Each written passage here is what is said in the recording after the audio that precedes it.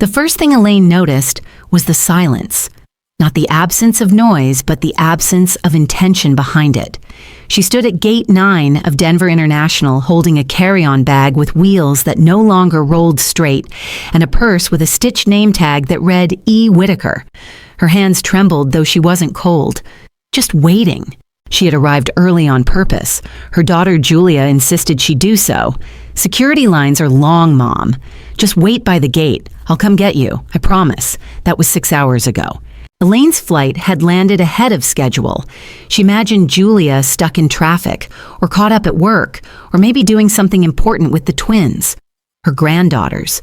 The reason she had flown 200 miles in the first place. She'd brought handmade scarves for them, peach and sky blue. She'd spent 3 months knitting them between her part-time shifts at the library. They were tucked neatly in her bag. Still folded, still warm, still unseen. Passengers arrived reunited, wheeled away. The chairs emptied and refilled. The air cycled. The announcements repeated. But Julia didn't come. Elaine tried calling. First with hope, then with anxiety, then with that kind of quiet dread you don't admit out loud. Voicemail. Voicemail again. The airport cafe had closed. The janitor passed through twice. The shift changed at the information desk, and still she sat. Just before midnight, a soft voice interrupted her thoughts. Ma'am, you've been here a while. Do you need help getting somewhere? Elaine blinked up at the young woman in a blue blazer with the airport's logo. No, she said quickly, then softer. My daughter was supposed to pick me up. She hesitated. But I don't think she's coming. The young woman frowned, compassionate but practiced. Do you want to file a report? We have an on-site officer. Elaine shook her head. No need. I'll just call a cab. In the back seat of the cab, Denver passed by in blur and shadow. The driver made polite small talk. She barely registered it. When she arrived at Julia's address, a large stucco house with 2 cars in the driveway, no lights were on. The front door didn't answer her knock. After 5 minutes, she opened her phone. New text from Julia, 8:03 p.m. Sorry, Mom, something came up. You should probably go back. I'll call you soon. That was it. No apology, no explanation, no offer. Elaine sat down on the steps and stared at her hands, wrinkled cold still holding the scarves. For the first time in decades, she felt invisible. She didn't go back to the airport. She didn't return to the hotel where she had booked a room canceled by Julia last minute to save you money, Mom. Instead, she asked the cab to take her downtown. I'll pay in cash, she said. She hadn't used the cash in years. It was folded in the lining of her purse, wrapped in a ribbon from her late husband's favorite book. At a modest inn near the edge of town, she checked into a room with no view, no TV, and a warm heater that hummed like a lullaby. She placed the scarves gently on the chair by the window. Then she sat on the edge of the bed and stared out into the city's quiet light. That night, Elaine did something she had never done before. She turned off her phone. She pulled out a small blank notebook. She wrote with hands still shaking, I have been erased, and now I will begin again. The morning light spilled through thin, faded curtains, casting soft golden slats across the worn carpet. Elaine stirred slowly, her body stiff from the unfamiliar bed, but her mind strangely clear. She had no missed calls, no messages, not even a, did you make it home okay? But for the first time in years, her silence wasn't punishment. It was a choice. Elaine moved slowly, deliberately, like someone recovering from something not quite visible. She opened the nightstand drawer. No Bible, just a pencil and a notepad from a previous guest, with a doodle of a smiley face and a word, freedom. She smiled faintly. Then she added her own word beneath it, maybe. By mid-morning, she was dressed and walking, not toward the airport, not toward Julia's neighborhood, but into town. She walked past bakeries, dry cleaners, and corner shops that smelled like cedar and fresh paper. She bought a cup of strong coffee at a small place with no line and no expectations. The young barista didn't ask her name or try to write it on a cup with a heart. It felt clean. She sat by the window, the notebook open in front of her, and began to write. Not a list, not a schedule, not reminders, just thoughts. I think I forgot what my voice sounded like when I wasn't trying to please someone. By noon, she'd wandered into a secondhand bookstore tucked between a florist and a pawn shop, the kind of place that smelled like lost stories. The owner, a tall woman in her 60s with cropped gray hair and reading glasses perched low, greeted her with a nod. Not intrusive, not performative. Elaine found herself gravitating toward a shelf marked Unclaimed Histories. It was mostly biographies of women whose names never made the papers. Widows, activists, journal keepers. Women who had once mattered to someone and then slowly didn't. She ran her fingers across the spines like a roll call. Then one caught her eye. The Quiet Exit. Why some women choose to walk away. She picked it up, held it like something fragile. The owner approached slowly. Good choice, she said. People think starting over means noise. Sometimes it just means choosing to stop explaining. Elaine blinked at her. Do a lot of people choose to start over here? The woman shrugged gently. Only the ones brave enough not to ask permission. Elaine bought the book and walked out into the cold with something warmer than sunshine tucked under her arm. That night, she sat on the edge of her hotel bed again. But the heaviness of the night before was gone, replaced by something she hadn't felt in years. Possibility. Back home, wherever home was supposed to be, Julia posted a photo to social media, a family dinner, matching flannel pajamas, a caption that read, "Grateful for this quiet time with the people who matter most." Elaine didn't see it. She had deleted her Facebook account that morning. But someone else saw it. Back in Ohio, sitting in a small craft store where she worked part-time, Elaine's old friend Marianne noticed the post. Marianne had known Elaine since they were both pregnant at the same time. She frowned. "Where's Elaine?" She whispered aloud, holding her phone. She hadn't received Elaine's usual holiday card this year. No calls, not even the annual cinnamon bread recipe. Marianne tapped on the photo, zoomed in. The scarf one of the girls wore, sky blue, hand-knit, Elaine's pattern. But no mention, no tag, no credit, no grandma, just forgotten. At the hotel, Elaine flipped through the book she'd bought. One sentence stopped her mid-page. There is a kind of grief reserved for being useful and then quietly set aside. She closed the book and walked to the window. Snow had started to fall soft and slow, blanketing the sidewalks, like time itself was trying to erase something. In the glass, her reflection stared back. A woman in her late 60s, wrinkles deepening around kind eyes, shoulders once proud, now slightly hunched, but behind the tiredness, a light, small, steady. She picked up her phone again, not to check messages, but to open a browser. She typed in, "How to remove a joint account user, opening a trust in your own name, Women's Legal Aid Denver." The next morning, she found herself outside a community center. A flyer taped to the window read "Widowed," overwhelmed. Ignored free legal advice for seniors every Wednesday. Elaine took a breath, then stepped inside. A volunteer greeted her gently, offered coffee and a clipboard, asked nothing else. She sat down, filled in the blanks. First name, last name, status, widowed, children 1, emergency contact, left blank. A younger woman, mid-30s, sat across from her. Her name tag said Jessica Unsettling, legal advocate. "How can we help you today?" Elaine hesitated, then said, "I need to become harder to find." Jessica didn't flinch, didn't ask why, just said, "We can help with that." And Elaine let out a breath she didn't know she'd been holding for years. The snow had melted into slush by morning, and the streets hissed under passing cars. Elaine walked briskly, her coat pulled tight, a small folder tucked under her arm. Inside were photocopies, bank statements, power of attorney forms, her will. All of them bore Julia's name in printed ink, in signatures, in silent assumption. Jessica, the legal advocate from the center, had asked Elaine a simple question the day before. "Did you ever explicitly give your daughter permission to manage your accounts?" Elaine had blinked. "No, she just did." And Jessica, professional but firm, had replied, "Then it's time to undo what was never truly agreed upon." Back in her hotel room, Elaine laid the folder on the bed and opened her laptop. The blue light of the screen flickered across her lined face like soft lightning. She logged into her bank.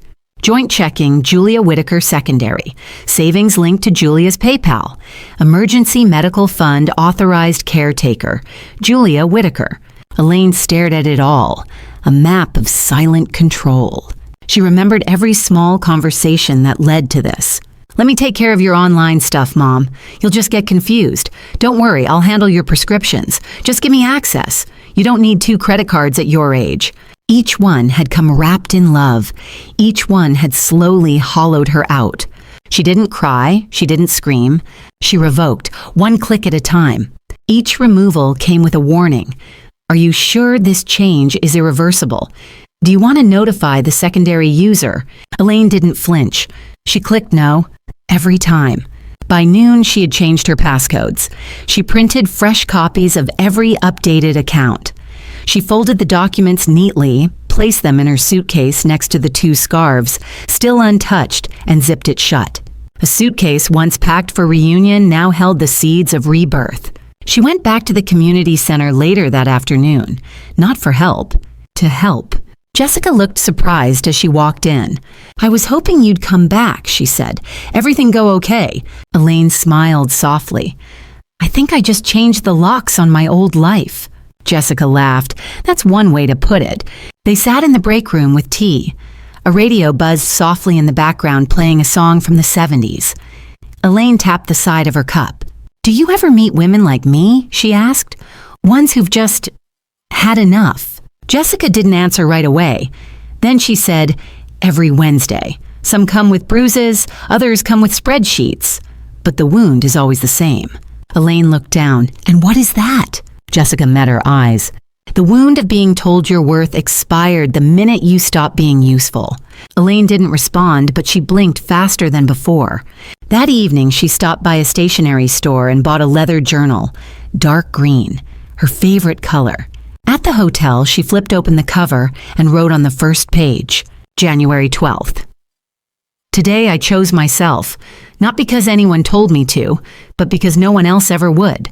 She drew a small key next to the words, then closed the journal and placed it beneath her pillow like a promise. Meanwhile, across town, Julia was storming through her house. She had tried logging into the medical fund. Access denied. She tried checking the linked savings for a quick transfer before paying off her credit card bill. Account frozen, user removed. She stared at her phone, red-faced. What the hell, Mom? She texted. Hey, are you messing with the accounts? I'm trying to order groceries for the girls. No reply. Another text, another voicemail. Still nothing.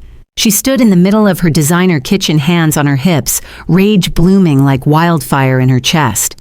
Then her husband walked in. What's going on? He asked, glancing at her. Julia snapped. She's pulling something. I don't know what, but I think she's trying to punish me. He frowned. Why would she do that? Julia didn't answer, because deep down, she knew exactly why. Back at the hotel, Elaine opened her suitcase one more time. She pulled out the scarves peach and sky blue and held them gently. Then she walked down to the lobby and handed them to the receptionist. There's a single mother staying here with 2 little girls, right? The receptionist nodded. Elaine smiled. Would you give these to her? No note. Just tell her they're from someone who knows what it's like to be left out in the cold. She didn't wait for thanks. She simply turned and walked away. That night, she slept without her phone near the pillow for the first time in years. No emergency, no guilt. No one left to please but herself. It had been 9 days. 9 days since Elaine stepped off the plane with hope folded in her carry-on. 9 days since Julia's last text, short, sharp, and wrapped in entitlement. You can't just vanish. We need to talk. Elaine hadn't replied. She'd stopped feeling guilty about that around day 4. Instead, she had begun something entirely unfamiliar, a life without anyone else's permission. Her days now followed a quiet rhythm. Mornings with coffee and long walks through the frost-bitten neighborhoods of Denver. Afternoons helping out at the legal center, just filing papers, answering phones, offering tea to women who looked the way she used to. Tired, polite, and slowly unraveling inside. Evenings, that was her time. She read. She wrote. She sat by the radiator in her little hotel room and listened to the heater hum. It wasn't glamorous, but it was hers. On a Wednesday morning, just before she was set to walk to the center, Elaine noticed someone new sitting outside the coffee shop she now considered hers. A woman perhaps her age, maybe older, wearing a thick wool hat, layers of mismatched sweaters, and holding a large canvas tote that had frayed around the handles. She sipped from a chipped thermos eye, scanning the street like she wasn't looking at anything but for something. Elaine might have kept walking, but something about the woman's stillness stopped her. She went inside, bought 2 cups of coffee, and came back out, offered one with a small smile. The woman accepted it without a word, took a sip, then finally spoke. "You're the first person to offer me something without asking my story first." Elaine blinked. "I've had enough people ask my story just to twist it later." The woman laughed. It was hoarse, but genuine. "Name's June," she said. "You don't have to tell me yours if you don't want to." Elaine hesitated, then offered Elaine. June raised her coffee cup in a mock toast. "To whatever we're surviving." They sat on the bench outside the cafe for nearly an hour. They didn't trade histories. They traded understandings. June had once been a nurse, owned a home, raised a son. She didn't say much else. But when she casually mentioned being cut off by family after she got sick and couldn't pay a medical bill, Elaine didn't press. She just nodded, because understanding didn't always need backstory. Sometimes it just needed a shared ache. At the center that afternoon, Elaine asked Jessica quietly, "Do we ever help women without addresses?" Jessica looked up. "Homeless." Elaine paused. "Not always. Some are just unclaimed." Jessica nodded slowly. "We try. But there's no system for women who don't scream for help. The quiet ones get overlooked." Elaine felt that sentence settle deep in her chest. Then maybe we should build something for them. Back at the hotel that night, Elaine dug out her green journal. She flipped to a fresh page. At the top she wrote, "The Quiet Women's Fund, a program for women who walked away instead of falling apart, who disappeared not for fear, but for freedom, who were never rescued but still survived." Beneath it, she jotted down ideas: anonymous financial literacy kits, emergency legal templates, a list of women-run shelters that don't ask too many questions, one phone number, not for help, but for options. She stared at the list for a long time, then added one more line, because some women don't need saving, they just need a map. Elsewhere in the city, Julia sat at her dining table, surrounded by untouched takeout containers and unpaid bills. Her phone buzzed, a notification from the bank. Low balance alert. She flinched. She opened her budgeting app. It stalled, refused access. Elaine had changed more than just the surface. Julia picked up her phone and called again. Voicemail. "Mom, this isn't funny. You're being dramatic. Just call me, please." She didn't know her mother had blocked her number 2 days ago. At the center the next morning, Elaine brought in a small box. Inside were envelopes, each one labeled with a single phrase, "Read this before saying yes." Inside each envelope, she'd placed a letter she wrote the night before. It wasn't legal advice. It wasn't therapy. It was wisdom. Each letter began the same way. "If you're holding this, someone probably told you that love means giving up your boundaries. I believed that too. But here's what I know now." Jessica read one and blinked back tears. "You should teach here," she said. Elaine smiled. "I'm not ready for that." Jessica shook her head. "You already are." That night, as snow fell lightly against the city's windows, Elaine returned to the same bench outside the cafe. June was there again. This time, Elaine brought not coffee, but a small folded blanket. She handed it over with no fanfare. June accepted it with a nod, then said, "You know, there's a whole generation of us, women who were mothers and wives and nurses and teachers, who got used up and thrown out the moment we stopped being useful." Elaine met her eyes. "Then maybe it's time we become dangerous instead." They didn't laugh, but something flickered between them. Recognition, rebellion, rebirth. The first snowstorm of the season hit harder than expected. The city slowed. Streets fell quiet under the weight of white. Even the footsteps seemed muffled, as if the world agreed today was a day to go inward. Elaine stayed inside. She wrapped herself in a quilt the hotel staff had quietly left outside her door the day before. No note, just folded warmth, and settled into the chair by the window, with her journal, a mug of cinnamon tea, and an old shoebox she hadn't opened in over 10 years. She wasn't even sure why she'd brought it. Maybe out of habit. Maybe because sometimes you carry weight, not because you need it, but because you're not ready to put it down. Inside the box were scraps of her past. A hospital bracelet from when Julia was born. A faded concert ticket from her wedding anniversary in 1983. And beneath it all, a teal envelope, still sealed. Her breath caught. She had almost forgotten this letter existed. It was from Robert, her late husband. The handwriting on the front was unmistakable, angled neat, deliberate. The way he wrote grocery lists and love notes the same way, like they both deserved to be remembered. She'd found the envelope a week after his funeral, tucked behind a drawer in the garage he never let her organize. Back then she hadn't opened it. It had felt too close, too soon, too much. But now, years later, in a quiet hotel room, lit only by snowlight and the slow ticking of a wall clock, she peeled back the seal. Inside one sheet, one message, written in blue ink that had only slightly faded. Elaine, if you're reading this, I probably didn't get to say goodbye the way I wanted. I know you. You'll carry the weight of everything, even what was never yours. Promise me this. If life ever asks you to choose between duty and yourself, I want you to choose yourself. Not because it's easy, but because you deserve to live your own story, not just everyone else's. Don't become a ghost in your own life. With all the love I had, Robert. Elaine didn't cry. She just pressed the letter to her chest, closed her eyes, and whispered, "I'm trying, Robert. I really am." The next morning, she walked into the legal center early. Jessica was already there, buried in folders, and her third cup of coffee. Elaine placed the teal envelope on the desk. Jessica looked up, confused. "What's this?" Elaine smiled softly. "Proof that even the people we lose sometimes leave us instructions to be found again." Jessica opened the envelope, read the letter, and didn't say anything for a full minute. "Then let's build this fund, Elaine. Let's give other women permission to write their own stories before it's too late." Across the city, in a house that felt colder by the day, Julia sat at her computer, refreshing her email. Still no response from her mother. She had tried calling old neighbors. No one had seen Elaine. She messaged a woman from her mother's church. No reply. Finally, in desperation, she called the library where Elaine had volunteered. A kind but firm voice answered. "I'm sorry, Ms. Whitaker isn't available at this number anymore. Would you like to leave a message?" Julia didn't. She hung up. She slammed her laptop shut and muttered under her breath. "She's trying to teach me a lesson." But some part of her, the quiet part she had learned to ignore, whispered, "No, she's finally learning her own."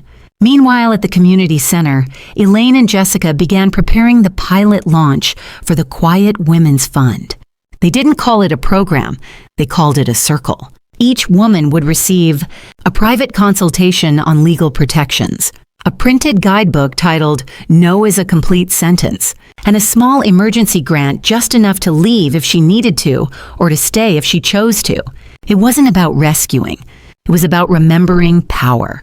The first applicant, June, the woman with the wool hat, the one who hadn't asked for help but had stopped disappearing just long enough to be seen. Jessica handed her a manila folder and said, "There's no catch. You just have to promise to show someone else how to survive too." June smiled. "I've been waiting for that job my whole damn life." That night, Elaine journaled.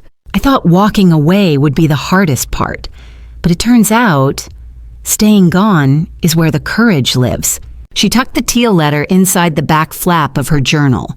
Not hidden, just carried. The community center smelled like lemon cleaner and old radiators. The heat kicked on and off with a soft wheeze that somehow felt familiar, like a sigh, too tired to finish. Elaine sat in the quiet room they now used for the Quiet Women's Circle. 12 folding chairs, a table with tea and dollar store cookies, a corkboard pinned with anonymous notes from the women who had come through. She traced her fingers over one pinned card. "I'm not leaving because I hate him. I'm leaving because I don't hate myself anymore." She exhaled. Some days, the silence of this space was louder than any courtroom. That afternoon, June arrived wearing the same wool hat, but a new pair of boots. Clean, sturdy, lace tight like she'd taken the time to care. Elaine noticed. "You look stronger today," she said gently. June gave a crooked smile. That's what happens when someone finally hands you something other than pity. They sat by the tea table as usual. No one else had arrived yet. June pulled something from her tote photo. Faded, folded, creased in the corners. She handed it to Elaine. It was of a young man, maybe mid-30s, handsome, tired eyes, a wedding ring. "My son June said, his name's Milo." Elaine nodded slowly. "You never mentioned him." "I used to mention him to everyone," June said, "until I realized the more I told the story, the more invisible I became in it." She sipped her tea. "He stopped calling 3 years ago. Said I made him feel guilty just by existing, that I was too much weight for him to carry." A pause. "Funny thing is, I spent my whole life carrying him." Elaine stared at the photo. She understood more than she wished she did. Across town, Julia sat at her kitchen table surrounded by receipts, utility bills, mortgage, school fees. All of it had been quietly subsidized by her mother for years. And now, silence. Not just financial, emotional. And that silence was beginning to echo in places Julia couldn't ignore. She picked up her phone and dialed again, this time Marianne, Elaine's old friend. After a few rings, the voice came through, soft, cautious. "Julia, Marianne, have you seen my mom?" Pause. A long one. "Then why are you looking for her now?" Julia bristled. "Because she disappeared without telling me. She's ignoring me. She's protecting herself," Marianne interrupted. Julia went quiet. Marianne continued. "Do you remember what you said at her last birthday? When she made you that quilt and you said, 'We don't need more old lady crafts, Mom. Just send a gift card next time.'" Julia closed her eyes. That memory had been buried deep. "She cried in the bathroom for 15 minutes, Julia. I was the one who brought her tissues." Julia tried to reply, couldn't. "You don't want to find her to love her," Marianne said calmly. "You want to find her to reset her, and she doesn't need resetting anymore." Then the line went dead. At the community center, Elaine sat alone after the women left. A letter waited for her in the inbox, digital this time. From Jessica, a forwarded invitation. Women over 60, financial freedom and late life autonomy, panel discussion seeking speakers with real stories. Elaine read it 3 times. Her name was on the invite list, nominated anonymously. She closed her laptop, placed her palms over it. Her heart beat heavy. Was she ready to speak aloud what had taken her so long to silently undo? That night in the hotel, she sat by the window. Snow flurries blinked like static in the lamplight. She opened her journal. Some stories aren't about escape. They're about returning to yourself quietly enough that no one notices until it's too late for them to stop you. She didn't decide then, but the idea flickered inside her like the first fire of winter. Small, dangerous, necessary. Meanwhile, Julia stared at a printed-out version of her mother's bank activity. A friend at the bank had pulled a favor. The accounts were gone, transferred, unlinked, erased. Julia felt something that surprised her. Not anger, not confusion, but loss. The kind of loss you only feel when you realize something might never come back. At sunrise, Elaine stepped outside. She walked toward the park near the center, her boots crunching over fresh powder. In her pocket, a note. Folded tight, written by her, addressed to no one, yet meant for many. To the next woman who thinks she can't leave, you already have. The moment you stopped apologizing, you began. Keep going. She slipped the note into the crack of a wooden bench beside the coffee shop where she'd first met June. A message, a breadcrumb, a beginning. She turned, walked back toward the center, toward her next chapter, maybe even the stage. The folding chairs were already set when Elaine arrived. Jessica had arranged them in a half circle, not a row, so it feels like we're talking with them, not at them. Elaine smoothed the hem of her navy sweater. Her palms felt colder than usual. On the table beside her sat a single index card with her chosen name written across the top. In neat, careful script, E.W. Not Elaine Whitaker, not Mom, not Mrs. Anything. Just initials, just identity reduced to its simplest truth. Jessica approached with 2 mugs of tea. One was lavender, Elaine's favorite. "You sure about this?" she asked. Elaine took a slow breath. "I don't want to be seen," she said, "but I do want to be heard." They'd agreed on it together, a community panel for women over 60 hosted at a local public library. Small, safe, no live streams, no cameras, just voices. Elaine's would open the event, but she wouldn't use her full name, wouldn't show photos, wouldn't name her daughter. She would only share the shape of what happened so others could find their own outline. Meanwhile, Julia sat at her laptop staring at a blank Gmail window. Her fingers hovered over the keyboard like they had something to say but no words to catch. Then slowly she began typing. Subject: I don't know how to fix this. Mom, I don't expect this to make it right. I don't even know if this email will reach you. But there's something I've never told you. When I was 12, I overheard you crying in the laundry room. You were folding towels. I think I thought you were angry at the dryer. But then you said, I can't do this alone anymore. I never forgot that. And I never once asked if you still felt that way. I'm sorry I became the very weight you once whispered about. I don't know how to undo what I've done. But I want you to know I saw you, even when I pretended not to. Love, Julia. She hit send before she could change her mind. The screen blinked. Message sent. She didn't know it had been delivered to a closed inbox. She didn't know no one would read it, at least not yet. At the panel, the chairs filled quickly. Mostly women. Some with canes, a few with daughters beside them, all watching, all waiting. Jessica stepped up first. Thank you for coming, she began, her voice calm but resolute. Today isn't about advice, it's about story. And our first speaker is someone who doesn't want applause or pity, just the room to speak. She stepped aside. Elaine rose. No microphone. No slideshow. Just a woman in her late 60s, standing behind a wooden lectern with a paper in her hand and a story inside her bones. I spent the better part of 40 years being someone's everything she began. Her voice was quiet but firm. A daughter, a wife, a mother, a volunteer, a giver. I bent so far I forgot what standing felt like. A few women nodded gently. And then one day, someone I loved left me waiting at an airport of all places. Not because they couldn't come, but because they chose not to. She paused. I stood by the sliding doors for almost an hour watching strangers reunite. Smiles, hugs, welcome signs. And I realized no one was coming for me because I had stopped coming for myself a long time ago. Silence. Not empty, but full of listening. Elaine continued. I'm not here to name names. I'm not here to burn bridges. I'm here to say, if you've ever felt erased, you are not alone. If you've ever been made to feel like a burden for breathing, you deserve better. If you've ever loved so fiercely, it turned into self-erasure, you can come back. One woman in the third row wiped a tear away quietly. Another gripped the arm of her chair a little tighter. Elaine finished with just one sentence.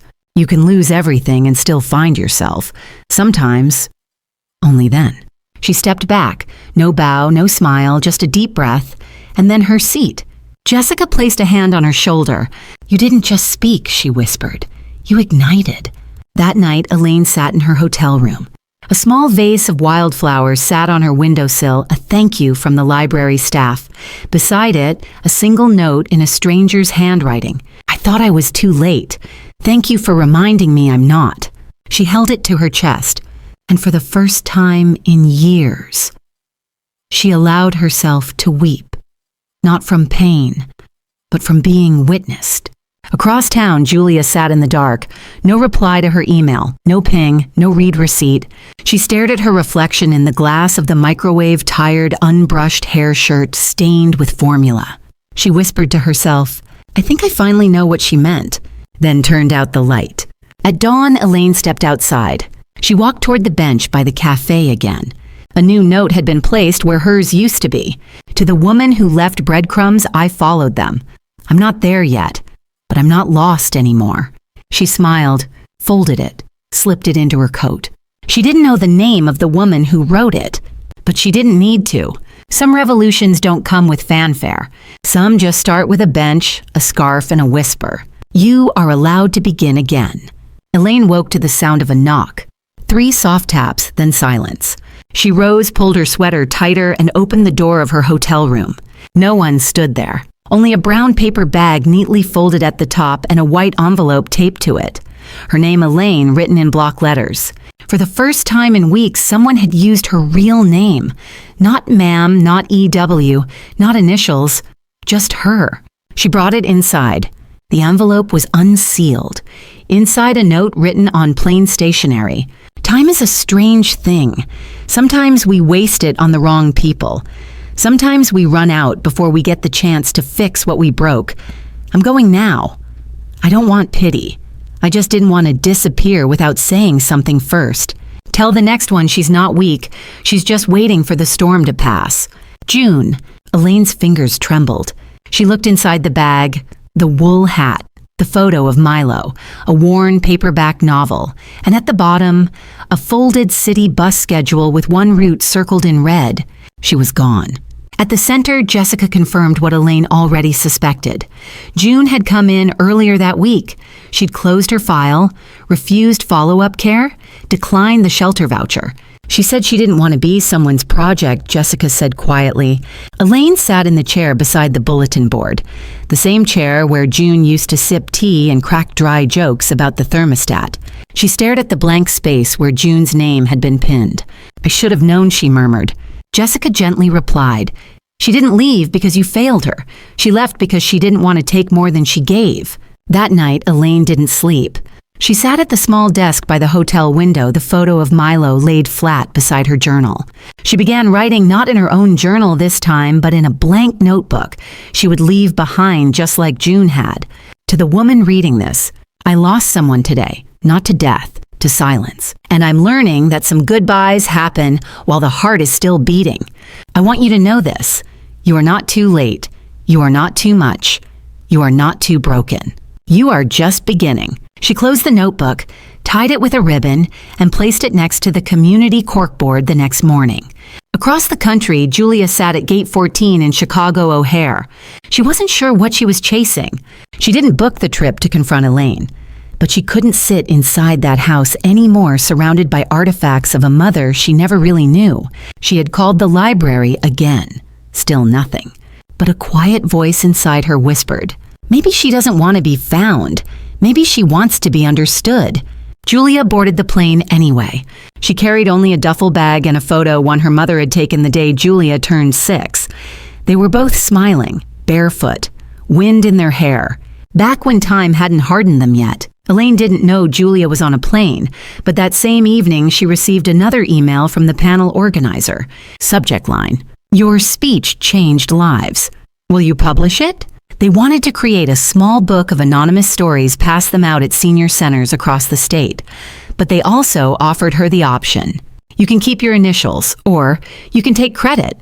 Some women need a name to believe the story is real. Elaine sat with that decision for hours. Then she picked up a pen, flipped open her old green journal, and wrote just one word on the last page. Elaine. Then closed it. She would sign the speech with her name. Not because she needed recognition, but because June had been right. Sometimes we run out of time before we fix what we broke. And maybe, just maybe naming yourself is how you begin to forgive yourself too. The next morning she received a call. A woman from the community center's front desk. "Someone's here asking for you," she said. "She looks unsure." Elaine's breath stilled. Does she have auburn hair and a nervous way of blinking too much when she's scared? "Yes," the voice replied, "and she's holding a photo." Elaine closed her eyes. Time didn't rewind, but maybe it circled back. Elaine didn't move right away. She sat at the desk, hands still wrapped around the phone. The voice on the other end had gone quiet, waiting. "She's here," Elaine asked again, even though she'd heard. "Yes," the woman repeated. "She's sitting in the lobby. She looks like she doesn't know whether to stay or run." Elaine stared at the sunlight drifting across the carpet of her hotel room.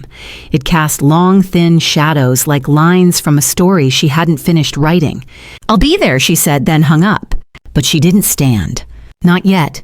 At the community center, Julia sat hunched on the edge of a plastic chair, clutching the photo in her lap like it might open a door. In it, she was 6 years old. Her mother's hands held her face, gently brushing hair from her cheek. There was something in Elaine's eyes that young Julia never noticed: tired joy, love laced with ache. Now she couldn't unsee it. The center door opened, soft steps, familiar rhythm. Julia looked up. Elaine stood in the doorway, not with arms outstretched, but with hands calmly folded, face unreadable. For a long moment, neither of them spoke. Then Julia stood. "I didn't come to fight," she said. Elaine nodded. "Good. I'm tired of wars I never started." A pause. "I don't know how to talk to you anymore," Julia admitted. Elaine's voice was gentle. "Then maybe we stop trying to talk and start trying to listen." They walked in silence. Down 2 blocks, past the cafe, toward the bench. The same bench where Elaine had once left a note for no one and everyone. They sat. The breeze was cool, the kind that made people pull their coats tighter, but neither of them moved. Elaine looked straight ahead. "Why now?" she asked. Julia's hands curled in her lap. "Because I couldn't stand the sound of your silence anymore." Elaine turned to her. "Funny. I lived in yours for decades." Julia flinched but didn't argue. "I didn't realize I was that loud." "You weren't," Elaine replied. "You were just never quiet enough to hear me." Julia looked down at the photo. "I brought this," she said, "because it's the last time I remember feeling like I knew you." Elaine smiled faintly. "I remember that day. You cried because your birthday balloon flew away. I bought you a new one. You never said thank you." "I didn't think I had to," Julia whispered. Elaine's expression didn't change. "You didn't. But I needed to hear it." Back then, even small acknowledgments were lifelines. A beat. Julia's voice cracked. "I thought you liked doing everything." Elaine looked at her. "I did, until I realized I was doing it to be loved, not because I was." Silence again, not cruel, not sharp, just heavy. Finally, Julia said, "I wasn't angry that you left, Mom. I was scared." Elaine blinked. Scared of what? Julia's voice was small, childlike. "Scared that if you stopped showing up, I'd have to become the version of myself you'd always carried for me, and I didn't know how." Elaine's eyes softened. "I never wanted you to carry that." Julia turned to her. "But you did. Every time you bailed me out, every time you gave when you had nothing left, you let me believe you wouldn't break. So I never asked if you already had." Elaine exhaled, a long, tired sound, then reached into her coat pocket and handed Julia a small folded piece of paper, a photocopy of the first letter she ever left on this bench. Julia unfolded it. "If you're holding this, someone probably told you that love means giving up your boundaries. I believed that too. But here's what I know now." Julia's fingers shook. "I didn't know you were writing things like this." Elaine looked out across the street. "You didn't ask." They sat together for nearly an hour. No hugs, no sweeping apologies, but something better, an uneasy, honest quiet. And when Julia finally spoke again, her voice was steady. "I want to learn how to love you differently." Elaine smiled. "Then we start here, not as mother and daughter, just as 2 women with a story between us." That evening, back in her hotel room, Elaine lit a candle. One of those small lavender ones the center gave out during their self-rituals workshop. She sat by the window and wrote in her green journal. Some stories don't get rewritten. They get continued with a different narrator. Today I handed the pen to someone who might finally want to hold it. She closed the journal. Outside, streetlights flickered on. And somewhere down the road, 2 women walked toward a second chance, one slow, careful step at a time. The printer in the community center hummed with a steady rhythm like a quiet heartbeat. Jessica stood over it, pulling warm pages from the output tray and stacking them into neat piles. The title glowed in soft charcoal ink. "You Are Not a Burden. Stories from the Quiet Women's Circle" by Elaine Whitaker. Not EW, not anonymous. Elaine had chosen her name, out loud on the cover, without flinching. The book was slim, a soft-cover collection of stories written by women who had survived not with noise, but with stubborn quiet. At the very front, under the dedication page, sat a single paragraph. To the women who were told they gave too much, and to the daughters who never knew how to give back, this is not revenge. This is remembrance. Elaine placed the first copy into an envelope addressed to Julia. No note, no instructions, just the book, and a bookmark tucked at Chapter 5. Chapter 5 was titled, "The Girl I Loved Even When I Forgot Myself." Julia opened the envelope that afternoon, sitting cross-legged on her porch, with a mug of coffee slowly going cold beside her. Her hands trembled as she held the book. She flipped to chapter 5. She didn't read it all at once. She stopped halfway, tears blurring the lines, because there in quiet prose her mother had written, "She didn't betray me. She simply lived as if I would always be there until I wasn't. And sometimes the absence teaches faster than the presence ever could." A week later, Julia showed up early to a Saturday seminar hosted at the center, a new workshop reclaiming the ledger boundaries voice and the art of saying no instructor, Elaine Whitaker. She took a seat in the back, said nothing, just listened. Elaine stood at the front, wearing soft gray, her posture calm, her voice unwavering. She wasn't reading from a script. She spoke like someone who had rebuilt herself brick by quiet brick. For years, I thought loving people meant disappearing behind them. I thought motherhood was a contract that didn't allow edits. But I was wrong. Love isn't supposed to erase you. And today, if no one has told you this yet, let me be the first you're allowed to say enough. You're allowed to say me. No applause, just breath held, and then released. After the session, Elaine walked into the hallway. She found Julia waiting by the water cooler, thumbing through the booklet. "I didn't know you were coming," Elaine said. "I didn't know I needed to," Julia replied. They stood a moment. Then Julia asked, "May I come again next week?" Elaine studied her daughter. Not the same woman from the house full of control, not the girl from the photo, someone becoming. She nodded. Next week, she said, we cover how to untangle guilt from love. Julia smiled. "I'll take notes." That evening, the sun dipped low, painting the sidewalk in long orange streaks. Elaine returned to her apartment, small, quiet, filled with only what she chose to keep. On the coffee table sat a second box of books. Inside the top copy, a sticky note from Jessica. Library in Oregon wants 20, and a retirement home in Maine just called. They said, "Tell Elaine her story is what we've been waiting for." Elaine folded the note, pressed it between the pages of her own copy, and whispered, "Then I'm glad I didn't give up before I wrote it." The next morning, she sat on the same park bench where her story had quietly begun. A woman passed by, noticed the book in her lap, and said, "I've heard of that. It's everywhere. Do you know the author?" Elaine smiled. "Yes," she said gently, "I do." Final scene, Elaine teaches a group of women seated in a sunlit room. Beside her sits Julia, no longer seeking forgiveness, but learning how to give herself the grace to begin again. As the camera pans back, we hear Elaine's voice. "You don't have to shout to be free. Sometimes the softest exit is the loudest return. And sometimes the woman who vanished becomes the map for someone else to be found." Fade to black.